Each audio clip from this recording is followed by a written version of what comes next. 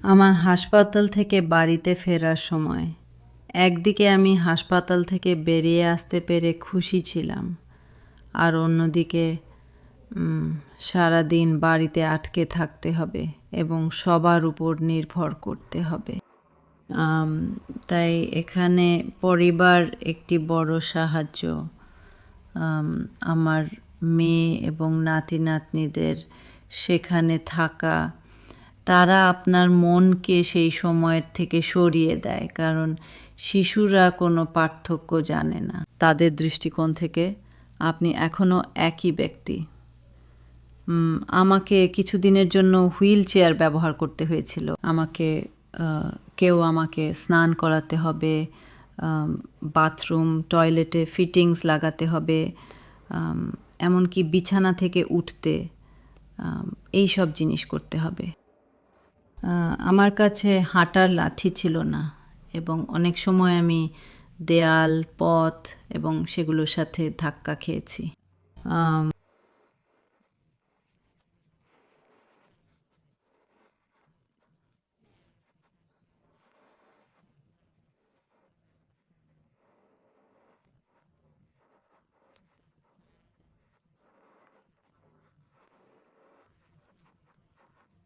এমনকি এখনও আমি হাঁটার সময় মনোযোগ দিই যাতে পা সঠিকভাবে নামানো হয়, সঠিকভাবে তোলা হয়, পিছলে না যায়। আমি এখনও 4 বছর পরেও তা করছি, তাই এটি কেবল অধ্যবসায়। স্ট্রোকের আগে এবং এখন আমার প্রত্যাশা পরিবর্তিত হয়েছে এই অর্থে যে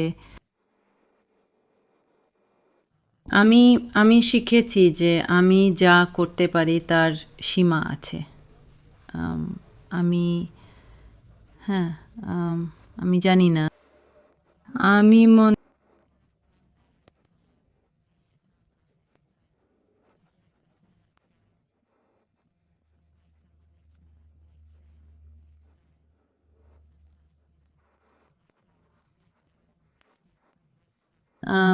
আমি মনে করি আমার প্রথম বছরটি সবচেয়ে খারাপ ছিল, কারণ তারা বলে যে প্রথম স্ট্রোকের পরে মারা যাওয়া মানুষের শতাংশ ভালো নয়।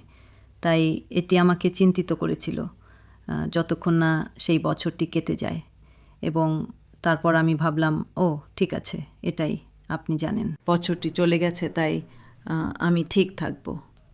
তাই আমি মনে করি আপনার একটি ভালো মনোভাব, স্বাস্থ্যকর মনোভাব থাকা উচিত স্ট্রোক থেকে বাঁচতে। হার্ট অ্যাটাক মানুষ এটি পেতে পারে।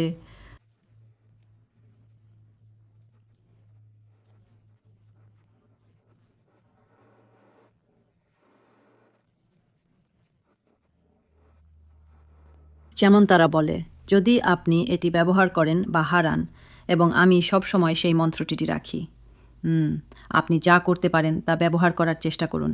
এমনকি আপনি জানেন, এমনকি লাঠি এবং পাথর বা যা কিছু আপনি তুলতে পারেন, উঠানো, ছোড়া, যা কিছু, শুধু চালিয়ে যান।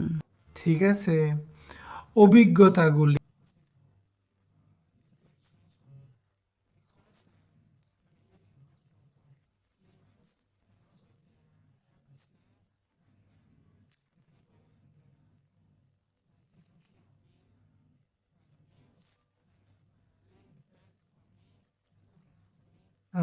সব সময় যদি আমার কোনো প্রয়োজন এবং প্রয়োজনীয়তা থাকে, কিন্তু বাড়ি ফিরে আসার পর আমাকে আমার স্ত্রী এবং প্রথমে থাকতে হবে, এবং আমি আমি আমি আমি ঘুমাইনি।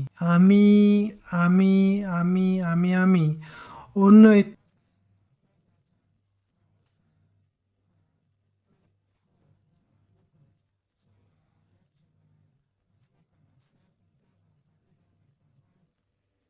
এবং এছাড়াও আমার স্ট্রোকে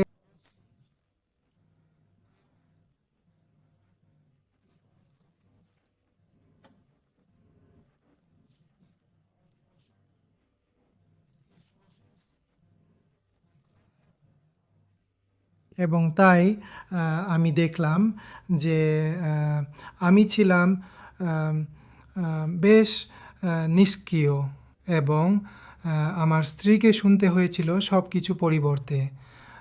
আমি আমি আমি যা চাইতাম তা করতাম।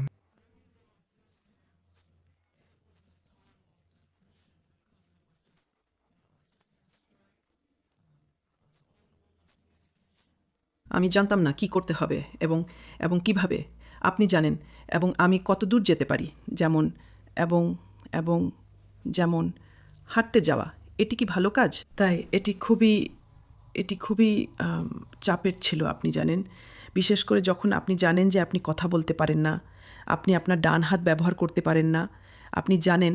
তাই সেখানে এটি এটি হতাশাজনক হতে চলেছে।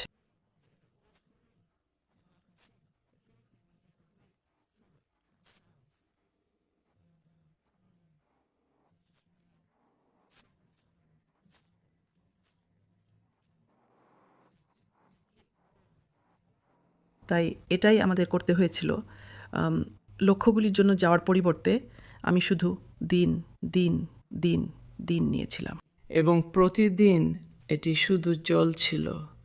এটি শুধু এটি শুধু মসৃণভাবে চলছিল। এটি ছিল, হ্যাঁ ঠিক আছে, এটি ভালো, এটি ভালো, আমরা এটি পরের দিন করব। আপনি জানেন, যেমন যেমন আমার, তুমি পারবে মা। এবং তারপর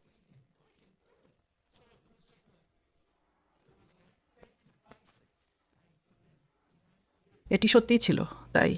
এবং এটি ছিল এবং এটি আমার জন্য কঠিন ছিল, কারণ আমি ইতিমধ্যে মৌলিক বিষয়গুলি শিখেছি, আপনি জানেন, এবং আমার সমস্ত সন্তানদের জন্ম দিতে হয়েছিল। কিন্তু আমাকে আবার মৌলিক বিষয়গুলিতে ফিরে যেতে হয়েছিল।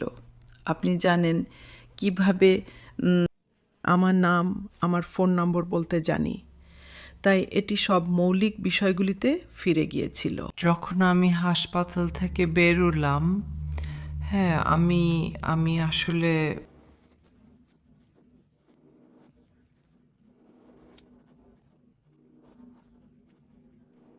এবং আমি ভাবছিলাম আমি কিভাবে এই বাড়ির যত্ন নেব।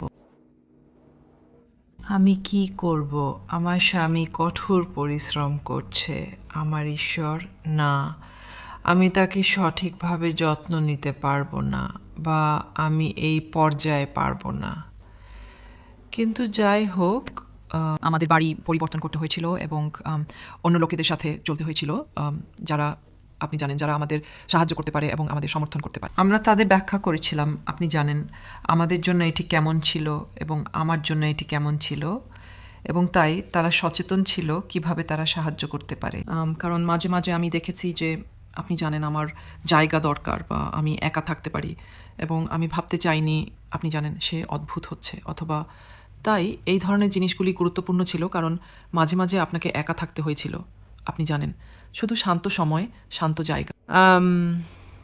হ্যাঁ, যখন আমার হাসপাতাল ছাড়ার সময় হয়েছিল, আমি আমি আমি এই চিন্তাটি আমার মনে চলছিল যে আমি বাইরে থাকার জন্য সক্ষম কিনা। এটা ছিল যেন কোন মানুষের দেশে যাওয়া, জানো, তুমি তুমি এত অভ্যস্ত হাসপাতালে থাকা এবং যত্ন ও সহায়তার মধ্যে, যে তুমি বাইরে পাতলা বরফের উপর তাহলে জানো। এবং এবং আমার ছেলে আমাকে বলল, চিন্তা করো না বাবা, এটাই সেটা, জানো। এবং সেটা সেটা জানো, আমার মানে তোমাকে এটা মেনে নিতে হবে, তুমি হাসপাতালে থাকতে পারো না। আমার মানে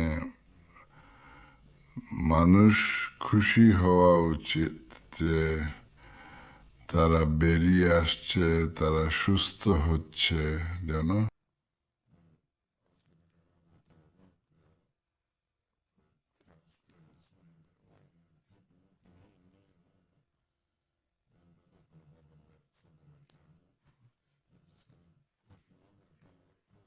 কিন্তু না, যখন আমার ছেলে বলল, না না না, ইতিবাচকভাবে দেখো, চলো, জানো, এবং এরকম, হ্যাঁ কেন নয়। এবং তারপর আমি বাইরে গেলাম এবং আমি বাড়ি এলাম এবং তারা সবাই জানতো কি কর, কিন্তু আমি বললাম না না, দেখবো আমি কেমন যাই জানো।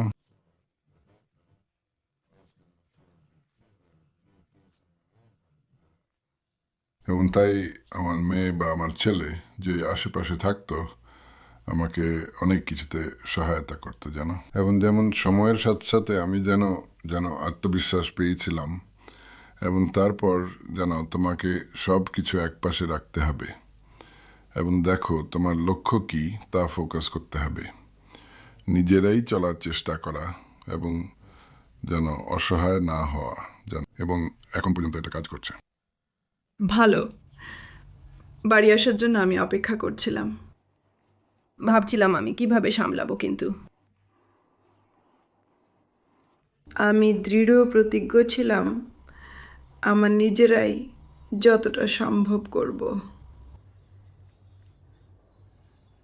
তাই আমি এলাম, হাসপাতাল ছেড়ে গাড়িতে উঠলাম, আমি বাড়ি যাচ্ছি। আমি রাগান্বিত ছিলাম যে এটা আমার সাথে ঘটেছে, কিন্তু আমি জানতাম আমি পারি না, এটা ঘটেছে, আমি আর কিছু করতে পারতাম না।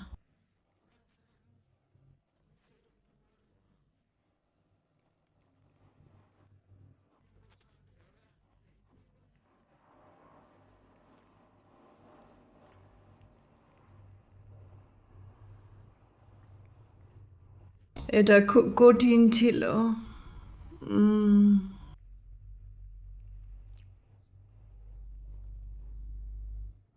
আমি ব্যস্ত হতে চাইনি। আমি বাড়ি আসা নিয়ে চিন্তিত ছিলাম না। আমি চিন্তিত ছিলাম আমার পরিবারের উপর চাপ দেওয়া নিয়ে, এবং এটাই নিয়ে আমি চিন্তিত ছিলাম। আমি করেছি আমার পুরো জীবন আমি স্বাধীন ছিলাম, এবং সেটা পেতে তাদেরকে আমাকে নিয়ে চিন্তা করতে দেওয়া ভালো, এটা আমার জন্য না না ছিল। কিন্তু আমি এতদিন ধরে